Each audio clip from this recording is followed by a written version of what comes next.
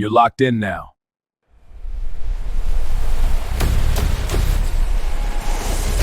Welcome to Bringing the Wood. Good morning, good evening, good afternoon, beautiful people. You already know what it is. Thank y'all for tuning into another camper. Oh, see, I almost did it. Oh, that's the original. It always happens from time to time, but you already know this is another Bringing the Wood Productions. This is the Bringing the Wood podcast, and I am your host, D Wood. Hope y'all looking good and feeling good on a thirsty Thursday. But y'all know I'm here to talk sports and nothing but it, so I ain't gonna take too long to get to it.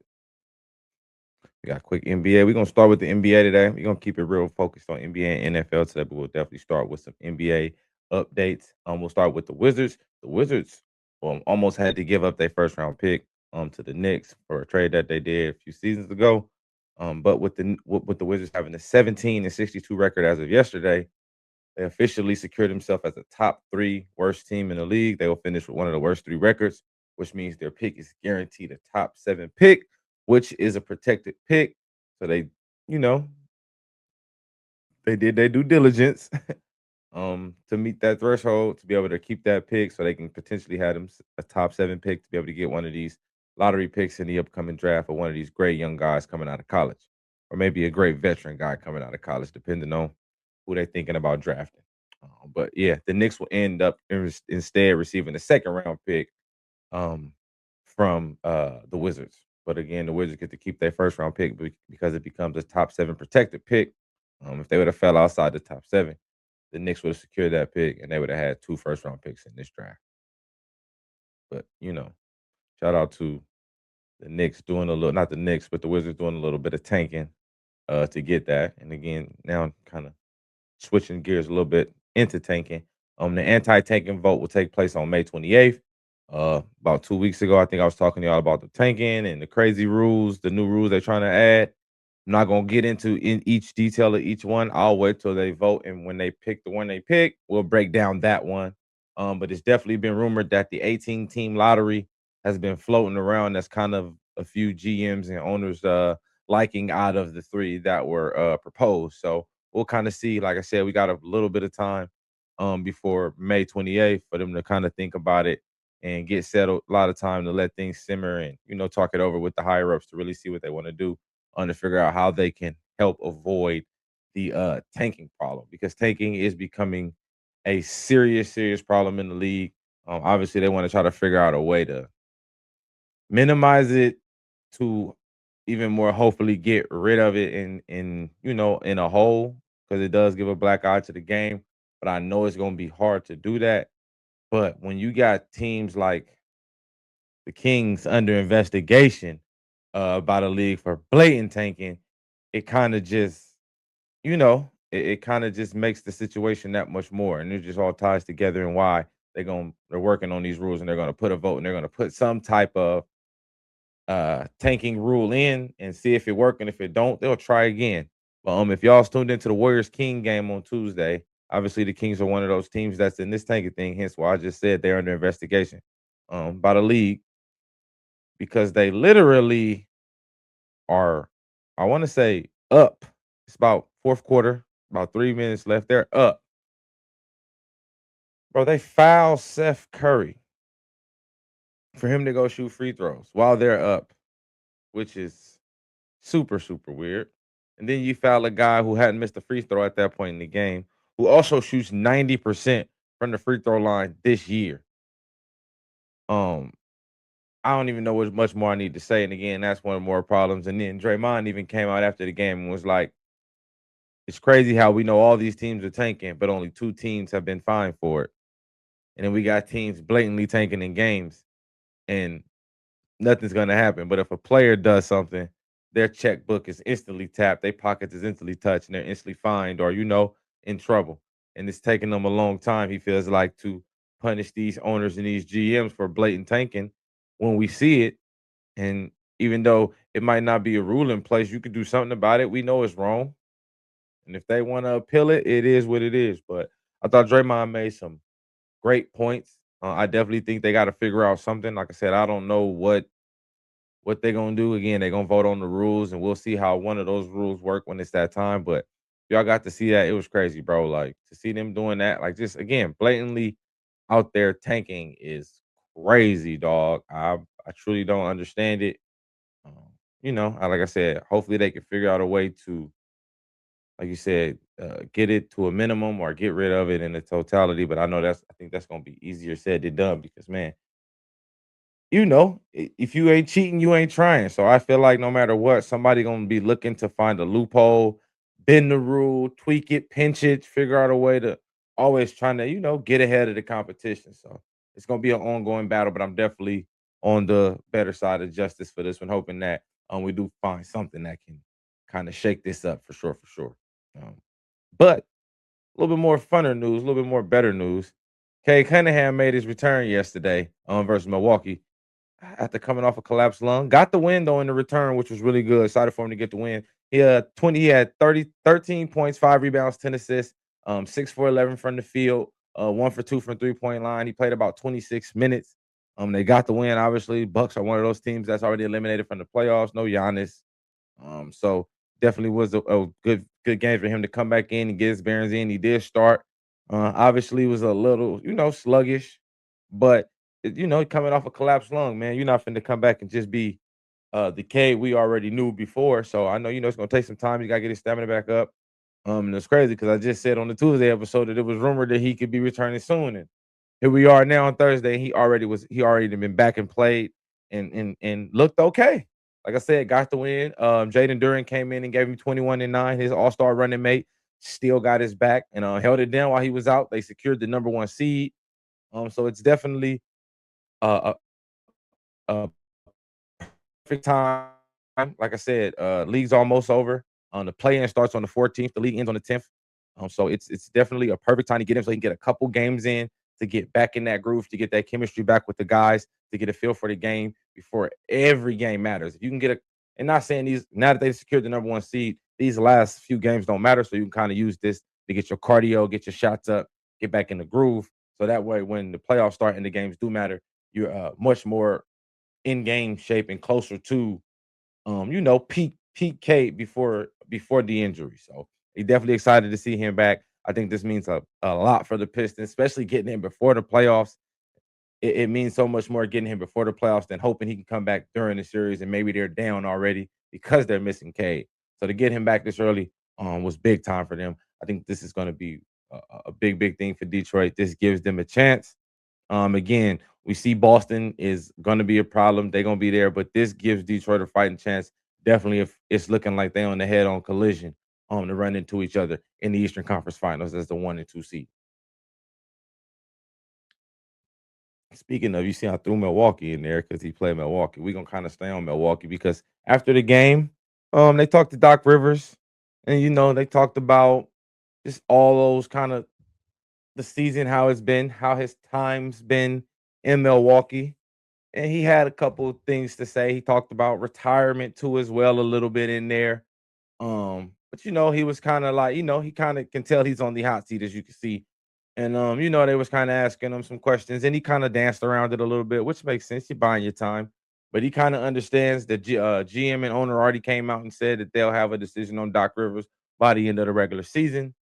So we'll know, but signs are all pointing that Doc Rivers is going to be done as the coach in Milwaukee, which kind of makes sense, man, because he hasn't had the best time in there. And I'm not the biggest Doc Rivers fan at all. I don't think he's that good of a coach. That's my personal opinion. But I definitely, like I said, he's on the Hall of Fame list. He's deserving of the Hall of Fame. The career numbers say that he should be a Hall of Fame coach.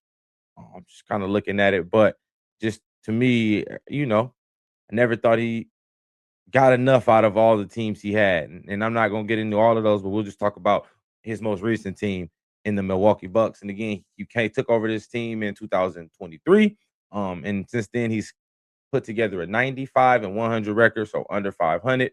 Don't forget, he came in the middle of a season after they fired Adrian Griffin in his first season while he was 31 and 13. A lot of people probably forgot about that because, again, he was only the coach for 14 and a half days, you know what I'm saying? So that may have slipped people's mind and forgot, but I wanted to make sure I bring that back up that they fired a man who was 31 and 13. Let me check my 30 and 13. My apologies. 30-13 and Adrian Griffin. And again, I don't I don't understand why y'all even cut him in the first place. And I didn't have my potty going at that time, but was talking to the homies about that for sure. I might have been on Spotify on the old Bringing the Wood podcast on Spotify. I'll go listen to some of my old stuff too on there. But again, man, I thought that was a bad look for them, and I already thought it was a bad look, especially for Doc Rivers. I thought it was weird how he got on the team, being like a manager, like a overseer on the team. Like I already didn't like it, and I always and then him and he was always going against what Adrian Griffin was saying. He was thinking one thing, Griffin was thinking another. They kind of brought him in to watch over Griffin, which made me felt like they was gonna always give him the boot. And it's crazy how things go. I'm gonna go figure out where Adrian Griffin is in his life right now next time. So when I talk to y'all on Sunday, that's something I'll just try to make sure I remember just to see where he is right now. But yeah, dog. And then again, man, he lost Giannis his Nike bonus for all the games he missed this year. They also came out and talked about them turning down the trade for John Morant, which I found out that they turned down the trade for John Morant at the deadline because they didn't want to add Ryan Rollins in the deal. And again, I'm an honest man. I had to go see who Ryan Rollins was because I'm like, there's no way. This why Giannis want to leave. This why he want to dip. Because y'all had a chance to bring in John Morant and you turned it down. And he already said he'd stay if y'all brought in some talent. But I did go look at Ryan Rollins' numbers. Kid's numbers not bad this season. This is his first season starting. He averages 17 points, 4.6 rebounds, 5.6 assists, and a steal and a half. Shooting 40% from the three, 47% from the field. So again, good player, a very good player for a youngster. So I understand, but y'all understand how this works. You kind of can't pass up on, getting a guy like that. But I do think that has something to do with his demise as well, a little bit. I definitely think he probably should have pulled the trigger on Ja. Just me thinking, I'm thinking maybe, but you just kind of never know with that situation. But again, I do think this kind of spells the end for Doc Rivers. Yeah, like I said, his career for Milwaukee hasn't been that good. He was okay for the Clippers. Never reached the finals, but definitely had some moments. Put the LA Clippers on the map though. Lob City with Chris Paul and Blake Griffin, DeAndre Jordan, those guys. And then even after that faded out, and he rotated into like the gritty Clippers with Patrick Beverly and Montrezl Harrell and Kelly Oubre. Like, yeah, I mean, he definitely was able to be decent with those guys. But again, I thought he never maximized his teams that he had a lot of talent on. He did win the ring in Boston. But he only won one, went to two. Again, you got Giannis Antetokounmpo and you ain't been there. Like, I just think it's always been a little bit more flash in the pan. But again, I feel like he'll get another opportunity to coach again if he still wants to coach. But again, he's hinting at retirement.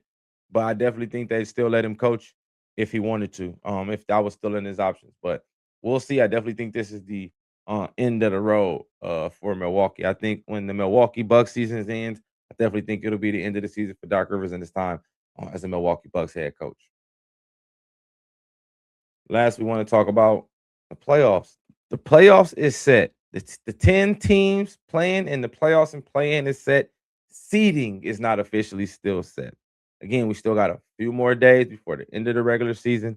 So playoff seeding is still not set for every team. It's some teams, again, we already talked about it. The Thunder and the Pistons and a few teams are penciled into some slots, can't fall. We know Cavs locked in at 4, 6. We know some teams like we got some of that, but there's still some teams that can move around. Knicks can still move around. They potentially can try to steal the 2 from Boston.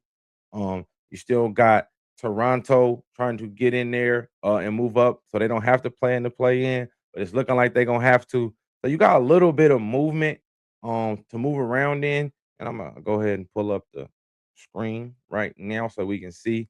But as you can see, Pistons, Celtics, Knicks, Cavs, Hawks, who just played the other day, played the Cavs really well in a really good series. Think it'd be a fun series to watch if they were able to link up. Raptors again trying to keep that 6th spot so they don't have to play in the play in. Um, Again, Magic's looking like they're gonna end up in the play-in. The Heat are already penciled in the play-in, and the Sixers as well. So it's gonna be fun, but they still can move around. The Hornets can still move up and host a playoff game, a play-in game, I should say.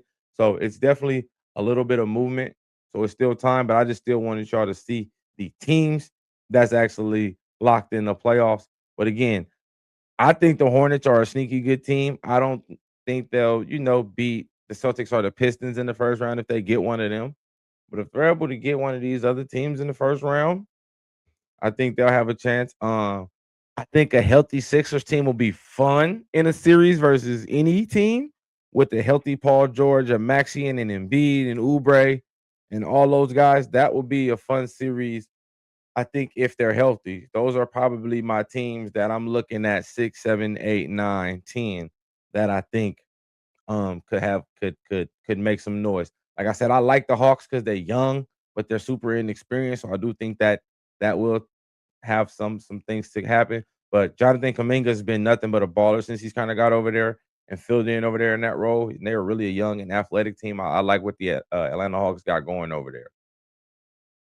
But yeah, I think the Magic's, they're solid, but I think the injuries and just I think they're kind of just a little too inconsistent right now. But I think the Sixers and the Hornets are the two interesting teams out of those bottom six teams that could have a chance to make a playoff series interest. Not necessarily win a playoff series, but make it interesting. If I had to pick one of these teams, I think the 76ers will have a chance to knock somebody off. And that's again because of the guys they have as superstars in between Maxi, Embiid, and Paul George. I think those guys, all healthy, have a chance to be very impressive and could cause a team to have some problems in a 7-game series. Next, we're gonna go over to the West, and again, the West is pretty tight as well. But again, the top 10 teams are secure. Pelicans, Grizzlies, none of those guys can make the playoffs. The Warriors are already locked into the play-in.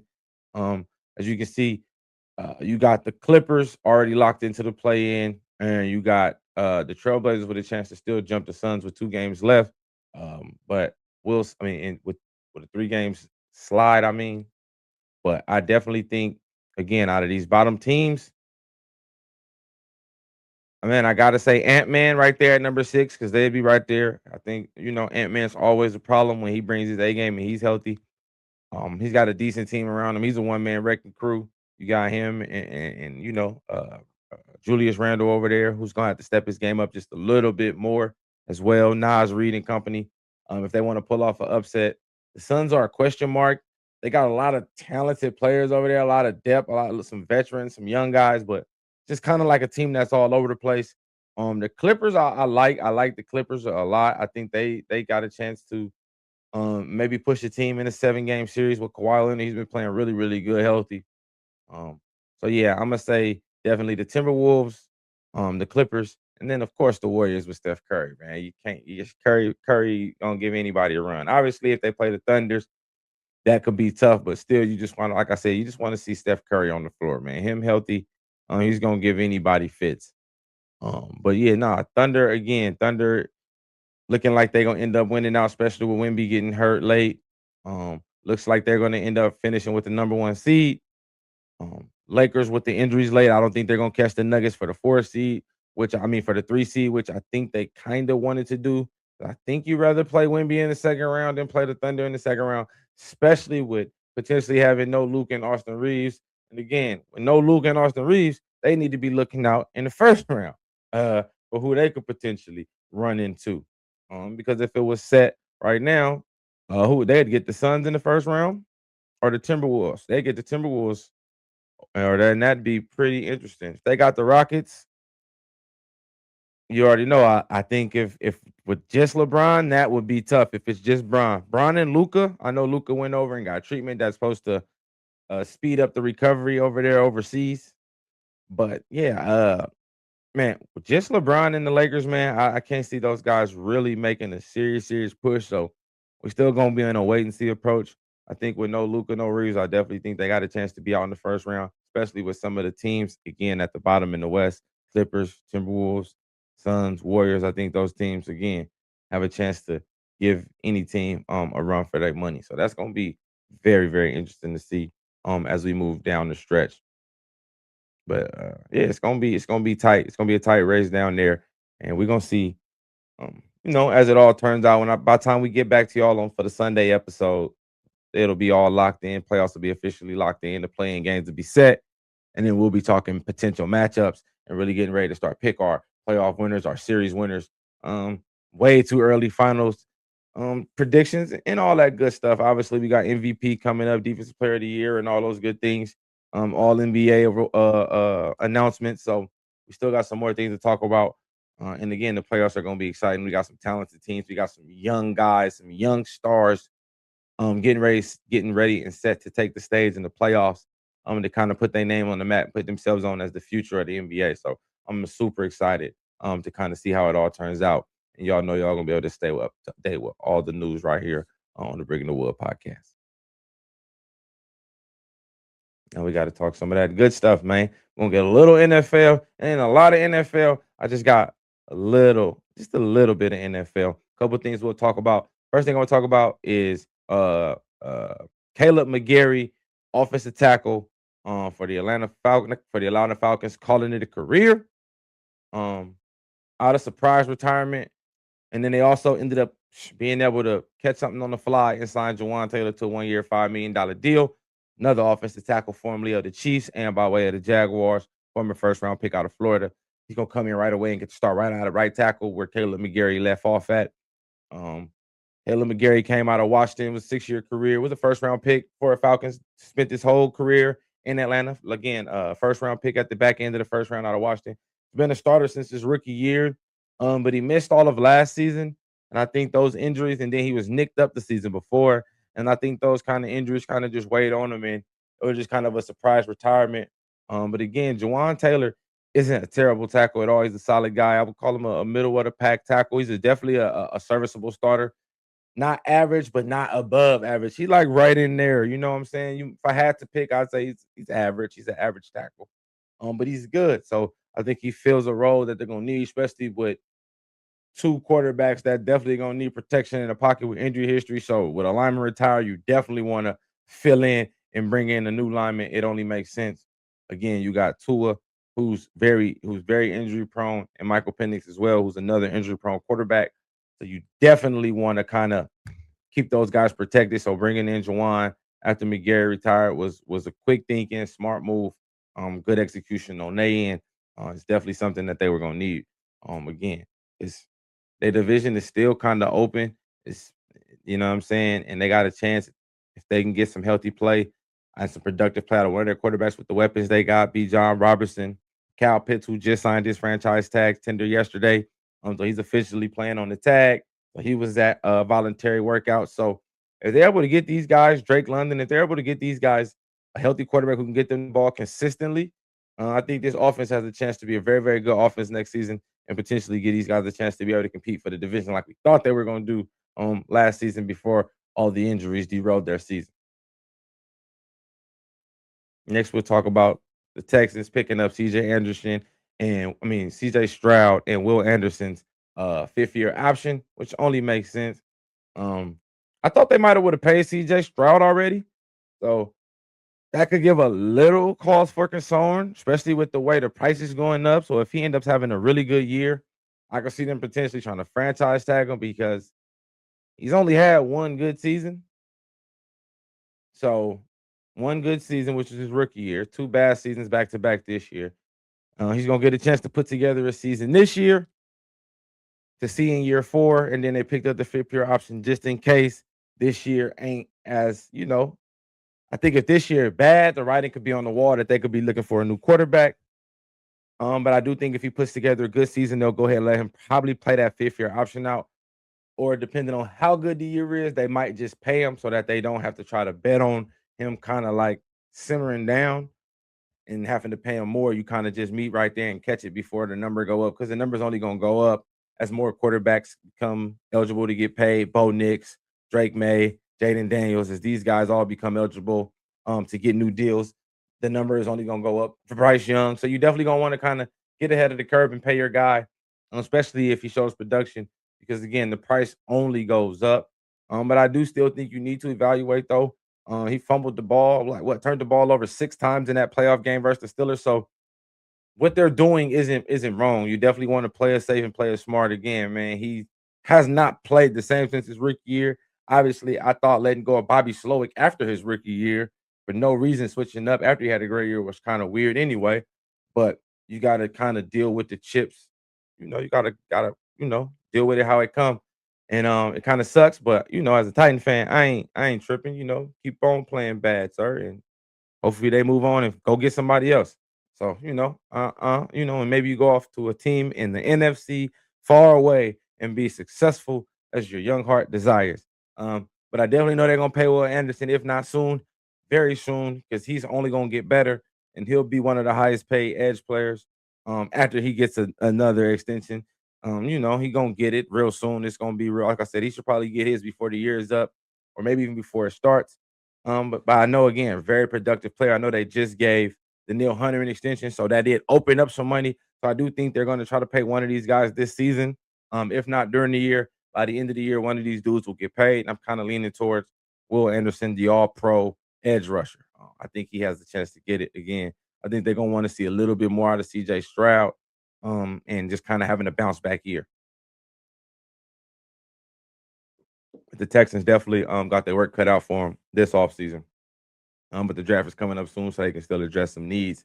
Definitely along that offensive line as well to kind of help out CJ Stroud and settling down and getting back to year one CJ Stroud, who looked under control and kind of knew where to go with the football, and not so much as Anthony getting rid of it. And I think that comes with pressure, man. And when it's comfortable in the pocket and you can see everything and you can develop and it's progression, it's easy. But when they start to change the way it looks, and it looks one way pre-snap and it's another way post-snap, and it's the blitz coming from here, and now you're trying to get to all your progression. Sometimes things can be a little murky. So I do think they need to address the offensive line to help him kind of get back to settling in and being able to give him a little time to read defenses, process, and pick teams apart. The last thing I want to talk about, and I was gonna wait till Sunday, but I want to talk about it now, and that's the Jalen Hurts in Philly. It's I don't know if y'all read what's been going on. Apologies. I don't know if y'all read what's been going on, but couple coaches and ex-coaches and Levante David came out on the podcast and said some things about Jalen Hurts, about him. I ain't gonna say he didn't say he wasn't a good quarterback, but he was like, yeah, we wasn't really preparing for him. He wasn't really worried about him. And that's all fine and dandy. I'm fine with that. But then you hear the rumors coming out that he was kinda not trying to go into the new era offense that they were trying to transfer to, and he was changing a lot of plays, and he had a lot of pushback on a lot of the new philosophies that the last coordinator brought in. And you hear all these things, and I understand that, and some of these things could be true. But another thing that is true is Jalen Hurts is a damn good football player. And yeah, he might not be as accurate and he might not can't do these things, but he wins football games. He's super productive. Um, Again, and even last season in the year where we saying he had a bad year and a down year, he had 3,200 yards, which was 16th in the league, middle of the pack. He had 25 passing touchdowns, which was ninth in the league. Threw 6 interceptions, which was sixth in the league. So again, the numbers were still there. His QBR is kind of where it hurt. He had a 55 QBR, which was 20th in the NFL. He also brought in another 8 rushing touchdowns of 400 yards, but he also lost 4 fumbles. So again, there is some good and bad, but this guy's a winner. He's first one in the building, last one out. He's a leader of men. So some of the slander, I just wasn't feeling it, man. So I'm definitely here to help out and stand on business for Jalen Hurts. Again, since entering the league in 2020, man, career record 57 and 25. Again, well over 500 is a winner. 173 combined touchdowns. He's got a points. He got a 70 career winning percentage through his 6 years, which if he was to stop today would be 6 all time since the NFL merger in 1970. Ninth all time in interception rate. Again, is young right now, but it's just early signs. I don't think he's gotten worse. I think he still plays well. I think again, if it was some pushback, it's because I've been in the league for 6 years, going on my 7th year, and I'm going on my 7th coordinator. He literally has had a different coordinator every year. So y'all, I'm dealing with all these different philosophies. He like, you know what? We're just gonna do what I can do because all y'all gonna do is fire this dude who keep trying to teach me something. That y'all gonna just fire him and have somebody else teach me something new. How about I just pay man in this thing and let me run what I'ma run? I didn't been to 2 Super Bowls. I didn't won one. If I would have won the second one, I'd have been Super Bowl MVP of that one or the first one. They wanted to still give it to him and they lost. So I don't get where the slander is. I seen Rhett Lewis, who is a news guy, insider, a guy that I got a little respect for. But to see that you had the Eagles taking a quarterback in the first round was so disrespectful, bro. And I think it was like a ha joke because of the troubles, because of whatever. They got trouble in paradise. But this guy's a winner, dog, and it's hard to find you a winning quarterback who can play winning football, who can deal with 7 offensive coordinators and still be one of the better quarterbacks in the league. He's a top 10 quarterback, whether you how you want to cut it. Um, Again, he ain't just no standing there and slang it shoulders up high and broad. That's not his style. You seen that in college. Y'all drafted him. Y'all know what he can do. But y'all now are saying that he's going against everything. We'll get him somebody that he can stick with. Again, he's going on his 7th offensive coordinator. And this ain't a shot at Sean Maines. Hopefully he can be the 7th one and the last one, maybe for another 3-4 years, until maybe if he's that good, he'll get a head coaching job too. And then he'll be on his 8th offensive coordinator. But all I'm saying is, when you got the revolving door of OCs and the head coach can't call plays, he already tried that. He was done after 1 year. He said, you know what? I'm cool. I'm just going to manage the team. And he's been bringing in guy after guy after guy. Yet some of these guys are leaving out because of success and be getting new jobs. But again, the quarterback is still there. All the coordinators are leaving, but the quarterback is still there, and y'all still winning. So all these people trying to jump down on my man's, chill out, please. Um, there will be no. I ain't gonna say there will be no Jalen Hurts slander. I'm not gonna say that, because he definitely has his woes and he makes mistakes. But to sit here and think that Philly should be like, he should be under a microscope, and if they don't make a Super Bowl, he should be out of there as quarterback. That's out of there. That's Maney. This is how other quarterbacks get caught in the crossfire. Because then I start talking about other quarterbacks who ain't done half as much as him, who still got jobs, still getting paid. That's another story for another time. All I'm saying is, man, if you got a good quarterback, don't let him go until he's not a good quarterback. And Jalen Hurts has not shown anything to say he's not a good quarterback. Maybe a little hard headed. Yeah, but what quarterback ain't? But this guy is not playing bad football. He's had some bad moments and bad spurts, which quarterbacks go through that. I think that come with getting him some consistent coaching to continue to help him work on and sharpen and craft his tools in his toolbox.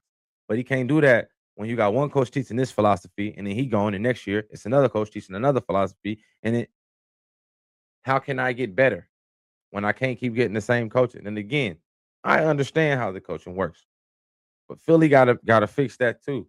So for whatever coach is coming out, and I hate that they get to let them make these anonymous posts. That's another thing I don't really give a care about. I don't really care for the anonymous GMs, the anonymous NFC coach, anonymous. Like, if you're tough enough to get on the mic and say something, put your name on it. Like, I kind of think that's kind of scary, man. Like, that mean if you were standing in the room with me and I asked you how you felt about me, you wouldn't say this. That's what I don't like. If you say something anonymously, that made me feel like if we was in the room together and I asked you about that and I asked you that opinion and I asked you how you felt about me, I don't think you would tell me that. And that's what I don't like. And I'm pretty sure most of the coaches that be hating is the weak teams. And hey, my team weak, so hopefully it ain't us. But like, I just never understood that, man. Like, being able to anonymously, like, you know what I'm saying? Say, hey, this guy is not that good. I was never a fan of him. I think this dude's gonna be a bust. Like, you should come out and say who you is, so that way when I play your team and I get 14 tackles on your team or I throw 4 touchdowns, you should know why we did it. Keep your mouth closed. Or prove him wrong or prove everybody right in your opinion, and go out there and make him look like the bust or the whatever you think he gonna be. But yeah, that I ain't gonna hold y'all too long. Hey, the draft is less than 15 days away. I'm super excited. I'm about to start getting some of our current guests back on to start talking about their picks, their top 30 visits, some of their late round guys, what they want to get in the late round, who are some guys that they've been seeing that their teams are targeting. We're going to start to get a feel for other teams, figure out what everybody's doing for the draft. And then I've been putting together a little crew. We're going to do a mock draft, maybe the week of the draft, probably either on that Tuesday episode or that Thursday of the draft. We might do a mock draft. Me and a few other guys come on here and do a little mock draft for y'all. Might go live. Just depends on how time goes. But I'll keep you posted here. Again, man, just the end of this one, man. This one probably one of the quicker episodes. It's gonna happen like this. All the seasons are coming to a close right now. All we really got going is hoop. Everything else is kind of bubbling or just simmering down. So we right in the middle.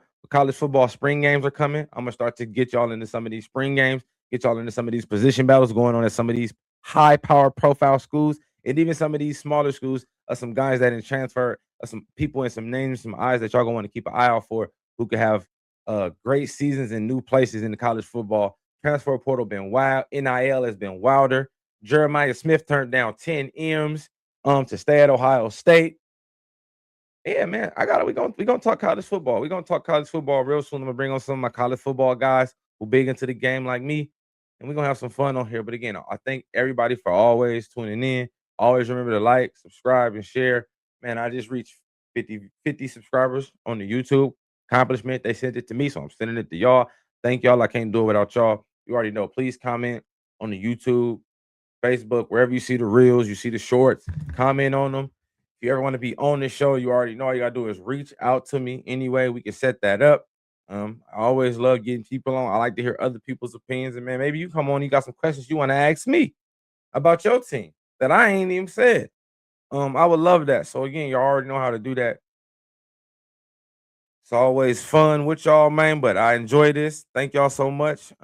Again, I always gotta thank producer Scoot. And I got to thank all the people who stayed on me when I wasn't doing the podcast, bro. They stayed on me. They kept telling me to do it. Shout out to all y'all. Y'all know who y'all is. And I truly, truly appreciate y'all. Y'all going to watch the rise, man. So you already know what it is. Love, peace, and hair grease. Love, live life in Tupac. Don't forget to subscribe to the Bringing the Wood production page. It's your boy D Wood. It's the Bringing the Wood podcast. I already knew what I do on this thing. And I just brought the... You've been locked into Bringing the Wood. No soft takes, no watered down debates. If it's in the game, we bring it head on. Until next time, stay locked in.